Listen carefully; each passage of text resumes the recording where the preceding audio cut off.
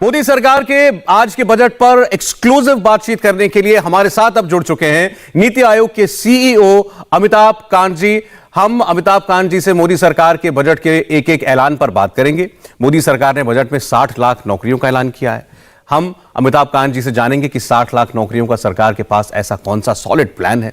Budget में 80 लाख सस्ते मकानों की बात की गई है, इसके बारे में भी समझने की कोशिश करेंगे। हम अमिताभ कांत जी से यह भी पूछेंगे कि क्या मोदी सरकार के इस बजट से महंगाई कम होगी।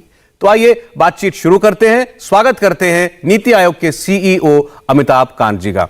अमिताभ जी, स्वागत है आपका। और सबसे पहले तो अगर आप हमको सरल भाषा में बता पाएं, क्योंकि बजट एक बड़ा टेक्निकल चीज होती है, इसका फोकस क्या है इस बजट का?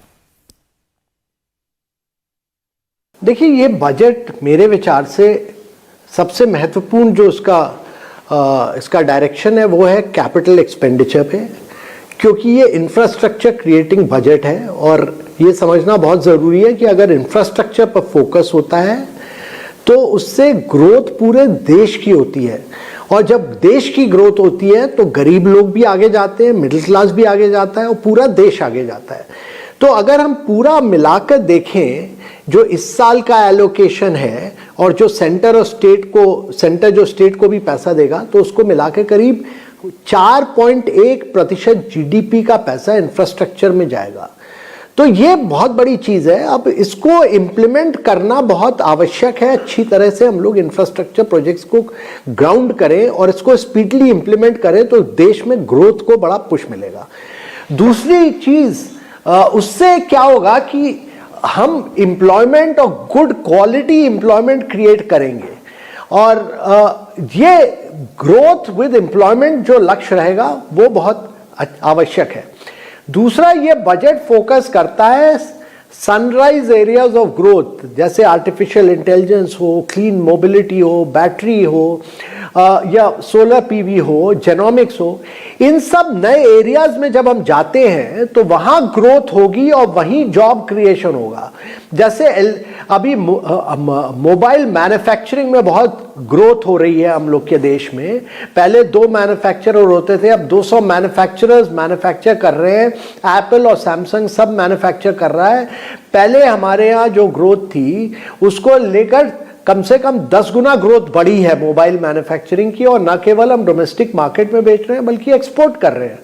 तो इसी तरह कई नए एरियाज ऑफ ग्रोथ में प्रोडक्शन लिंक्ड इंसेंटिव को मिलाकर हम ग्रोथ का पुश दे रहे हैं, और यही एक डायरेक्शन है, growth oriented with job creation एक फोकस है।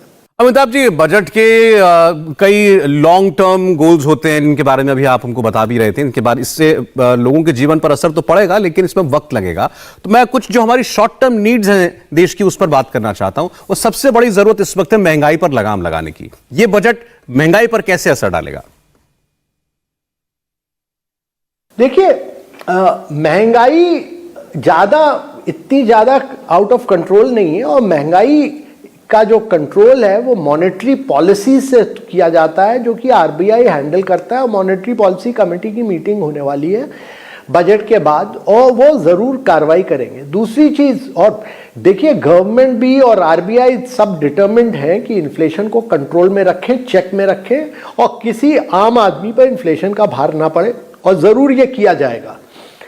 दूसरी चीज ये भी समझना जरूरी है कि जो इन्फ्लेशन हो रहा है हमारे यहाँ, वो इंपोर्टेड इन्फ्लेशन है, क्योंकि पेट्रोल, ऑयल एंड गैस हम करीब 160 बिलियन की इंपोर्ट करते हैं। उस पेट्रोल और ऑयल और गैस का दाम बढ़ा है, और उस दाम बढ़ने से हमारे यहाँ बाकी कमोडिटीज का दाम बढ़ा है। तो ये भी, इसको भी पूरा गवर्नमेंट देखेगी, और जो कार्रवाई होगी वो पूरा करेंगे। हम लोग ये जरूर इंश्योर करेंगे कि कॉमन आदमी पर इसका कोई टैक्स का भार ना पहुंचे। तो इन्फ्लेशन पर पूरा फोकस रखेंगे। दूसरी बात जो निकल के आती है कि आम आदमी के लिए या मिडिल क्लास के लिए क्या किया गया है, तो ये भी देखना ज़रूरी है। और मैंने तो स्कीम बाय स्कीम एनालिसिस की। तो अगर आप फर्टिलाइजर सब्सिडी देखते हैं तो वहाँ बीई पिछले साल में करीब 80,000 करोड़ था एलोकेशन, इस साल करीब 1,05,000 करोड़ है। और इसी तरह पीएम किसान में 65,000 था, जो इस साल बढ़ के 68,000 करोड़ हो गया है। ग्रामीण सड़क योजना में 15,000 था, वो बढ़ के 19,000 करोड़ हो गया है। प्रधानमंत्री आवास योजना जिसमें कि हम घर बनाने जा रहे हैं 27,500 करोड़ था, जो बढ़ के 48,000 करोड़ हो गया है। और इसी तरह नेशनल एजुकेशन मिशन में करीब 5,000 करोड़ का एलोकेशन बढ़ा है और जल जीवन मिशन में करीब 10,000 करोड़ का एलोकेशन बढ़ा है। और पीएम जन आरोग्य योजना में, जिसमें 6,401 करोड़ था, बढ़ के करीब 7,900 करोड़ के करीब हो गया है। और मनरेगा का भी बजट उतना का उतना ही रखा गया है। तो मेरे विचार से ये सारी स्कीमों में ये तो आम गरीब लोगों, मिडिल क्लास, उनके लिए ये सारी स्कीम है, सब्सिडी बेस्ड स्कीम्स हैं। और इसमें ये फोकस रखा गया है कि इससे आम जनता का फायदा हो और मिडिल क्लास और गरीब लोगों का पूरा ध्यान रखा गया है। देखिए, आपने जितनी स्कीमें गिनाई अभी, ये तो चलनी ही चाहिए, क्योंकि हमारे समाज का जो सबसे पिछड़ा हुआ तबका है, सबसे गरीब तबका है, ये स्कीमें उस तक पहुंचती हैं तो उसका जीवन कुछ बेहतर होता है। सवाल उसकी कॉस्ट पर कुछ करने का नहीं है, लेकिन मिडिल क्लास और लोअर मिडिल क्लास ये उम्मीद जरूर कर रहे थे कि इस बार कुछ ऐसा हो कि हमारी जेब में 4 पैसे ज्यादा बच जाएंगे, हमें कोई रियायत क्यों नहीं? देखिए, मैं ये कहना चाहूंगा कि टैक्स पॉलिसीज में प्रेडिक्टेबिलिटी और कंसिस्टेंसी बहुत जरूरी है लॉन्ग टर्म में।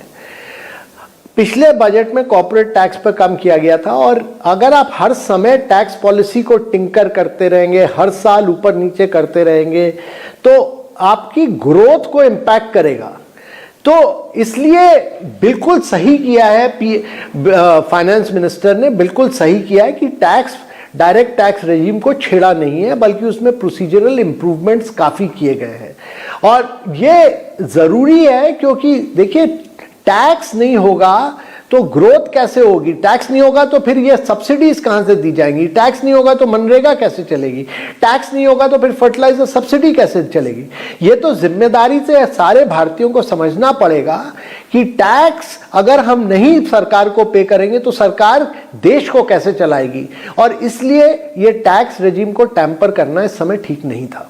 अमिताभ जी, बहुत सारे किसान नेताओं से हमने बात की और वो तो ये कह रहे हैं कि बजट ऐसा लग रहा है जैसे किसानों से किसी ने बदला लिया है। तो आपके जरिए हम ये बात उन तक पहुंचाना चाहेंगे कि आखिर खेती, किसानी, कृषि के लिए इसमें क्या है? नहीं, देखिए, एक तो बहुत महत्वपूर्ण चीज जो बात की गई है कि हमारे देश में केमिकल और पेस्टिसाइड्स बहुत ज्यादा उपयोग किए जाते हैं, इसलिए नेचुरल फार्मिंग को पुश दिया गया है। और गंगा के दोनों तरफ 5 किलोमीटर की बेड नेचुरल फार्मिंग की बनाने की बात की गई है। नेचुरल फार्मिंग में जहाँ जहाँ एक्सपेरिमेंट्स किए गए हैं, वहाँ बताया गया है कि आपका एक्सपेंडिचर कम होता है, आपकी इनकम वही रहती है या बढ़ती है। तो दोनों चीज़ें जब होंगी तो फार्मर्स की इनकम बढ़ेगी। दूसरी चीज जो फोकस की गई है वैल्यू एडेड एग्रीकल्चर पे, और वो फोकस जो रहेगा कि अगर आपका एनिमल हस्बेंड्री में बढ़ावा है, आपके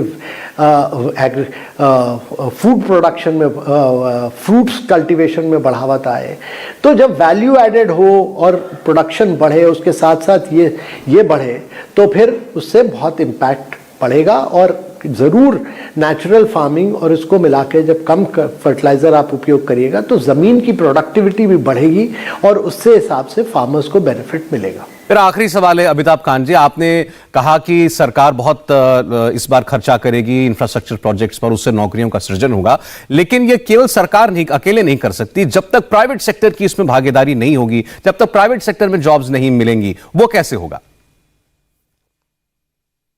नहीं, तो ये आपका बहुत महत्वपूर्ण सवाल है और इसीलिए प्रोडक्शन लिंक्ड इंसेंटिव स्कीम जो 14 सेक्टर्स में बनाई गई हैं, जो जिनका रिस्पांस बहुत अच्छा आया है और वो आउटपुट रिलेटेड है कि प्रोडक्शन जब बढ़ेगा तभी बेनिफिट मिलता है।